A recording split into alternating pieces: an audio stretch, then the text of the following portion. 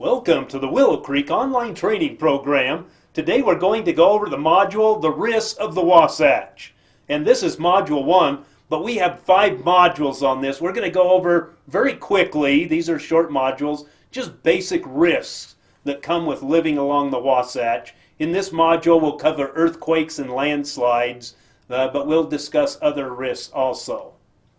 The purpose of this module is to discuss various risks associated with living along the Wasatch Front. In this module, we will discuss earthquake and landslide risks. The majority of this information was taken from the Utah Natural Hazard Handbook 2008, and you can download that handbook from the website if you desire to look into that in greater detail. I read through it and I'm kind of summarized. I hit the points that I felt were most important. All right, earthquake risk. Here we go. Earthquakes can occur anywhere in Utah. It's an earthquake zone. Hundreds of small earthquakes are recorded each year, while damaging earthquakes, what's a damaging earthquake? Of magnitude 5.5 and larger. That's a damaging earthquake. And damaging earthquakes occur on average every 10 years. Now that doesn't mean in your community it takes place every 10 years. It means across the whole state of Utah we'll have one of these every 10 years. Large earthquakes. What's a large earthquake? Magnitude 6.5 to 7.5.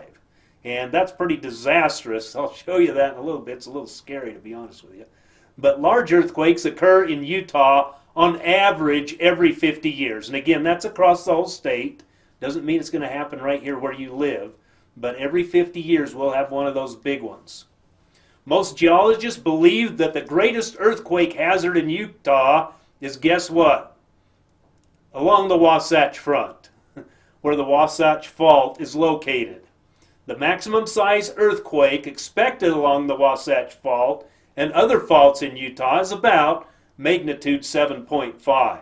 The next slide I'm going to show you what this 7.5 and 5.5 means. But it can be a little devastating here. These aren't just joking around. So 5.5, it's difficult to stand. Okay. Negligible damage in buildings of good design and construction, which means built to the latest building codes usually. Slight to moderate in well-built ordinary structures. Okay. Considerable in poorly built or designed structures. My guess is my house would be slight to moderate, hopefully slight. Very strong shaking, psyche waves, I'm not sure how to pronounce that, but waves may be produced, small slumps and slides along sand and gravel banks. So that's what you can expect with that 5.5 every 10 years. Now let's look at the 7.5. Okay, that's an intensity of 10 they gave it. Most masonry and frame structures are destroyed.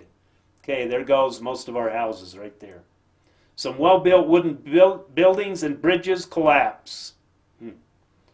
Anyway, serious damage to dams. Large landslides are triggered. So if we get the larger one that they expect, the maximum that we could receive if that happens, hopefully it doesn't, but if it did, it would be serious. I mean, you can talk about fatalities in the neighborhood and everything. And of course, the goal and objective of this training is to help us to reduce the probability of that happening in our neighborhoods. That is, the fatalities and serious injuries to the people. You can rebuild the structures, but people you can't. So that's why we're here, to try to help you prepare for these types of things, should they happen. Hopefully they won't.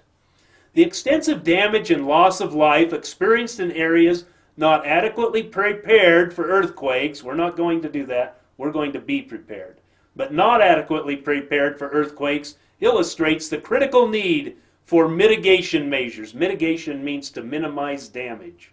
Minimize damage, including risk identification and proper seismic design and construction. The newer houses are built to a higher standard, just so you know. Education, awareness, and preparedness are all necessary for Utah's residences. And that's what it said right in that report. And I don't think that comes as a surprise to anyone. This is bad news. Unreinforced masonry buildings such as brick homes built before the mid-1970s. Okay, this is where the older building codes are examples of structures particularly vulnerable to ground shaking and may account for most of the building losses and casualties in a Wasatch Front earthquake. And so I don't know if that makes me feel comfortable or not. Mine was built in 1976. Well, it's above the mid. Okay, so I think I'm okay. But I may have to, probably want to check on it. Just so you know, I thought this was rather interesting. You say, well, what can we really do about earthquakes? And well, we can control the severity. And look at this, global annual death rate from natural disasters by decades. You see why this is getting better, okay? And let me see, annual death rates from natural disasters per 100,000.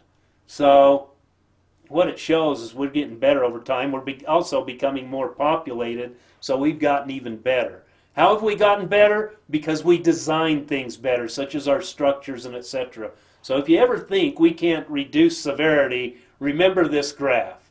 And that's what we want to do in our neighborhood, only we want to bring it down even smaller because we're going to be prepared for these things.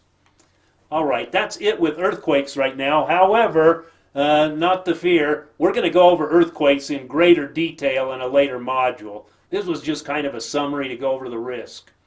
Landslide risk. Landslides are one of the most commonly occurring natural hazards in Utah. I did not know that. The state has a long history of damaging landslides in both rural and urban areas. Landslides have caused loss of life, damaged or destroyed buildings and transportation routes, and dammed rivers causing destructive flooding. I guess this is a big deal along the Wasatch Front. Landslides are most common in areas having moderate to steep slopes, weak slope materials, and relatively wet climates. In these landslide-prone areas, most landslides are associated with precipitation events, either periods of sustained above average precipitation, individual intense rainstorms, or snowmelt events. I know when they have a forest fire and then you have a very wet winter after the fire, that is bad news. You always hear about these slidings and they'll take out whole neighborhoods sometimes.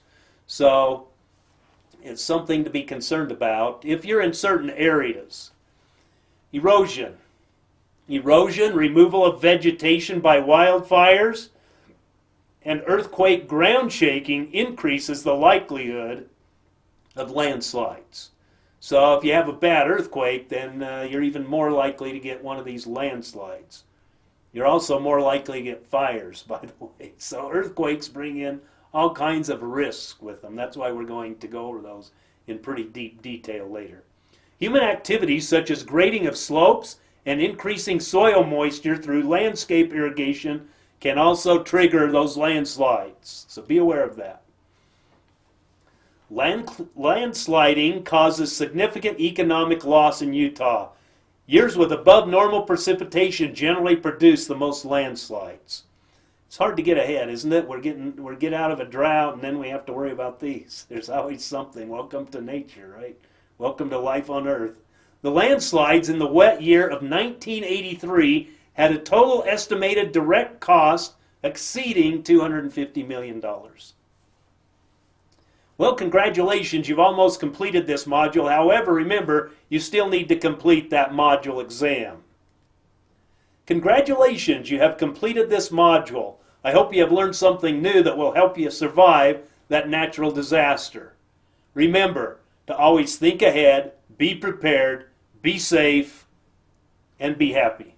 Goodbye.